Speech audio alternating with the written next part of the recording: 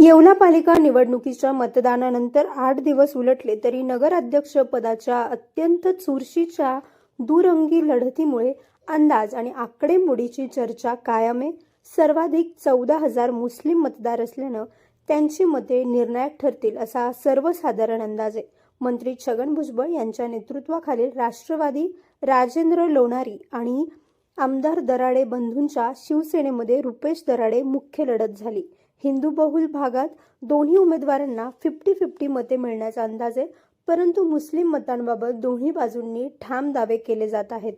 परंपरागत भुजबळांना साथ देणाऱ्या मुस्लिम समाजाने यावेळी शिवसेनेच्या 4 मुस्लिममुळे धनुष्य आणि घड्याळ राष्ट्रवादी यांना 50-50 मते दिल्याचे तर्क मांडले जात आहेत। त्यामुळे निकालाचा अंदाज अधिकच गुंतागुंतीचा बनलाय। नगरसेवक पदासाठी सुमारे 18 ते 20 जागांवर जोरदार लढत झाली असून राष्ट्रवादी भाजप युतीला 13 ते 16 तर शिवसेना शरद पवार गटाला 11 ते 14 जागा मिळतील असा तर्क राजकीय जाणकार मांडतायत। मतमोजणीस अजून 1.5 आठवड्याचा अवधी असल्यानं उमेदवारांची धास्ती वाढली आहे। प्रतिनिधी सचिन वखारे, येवला।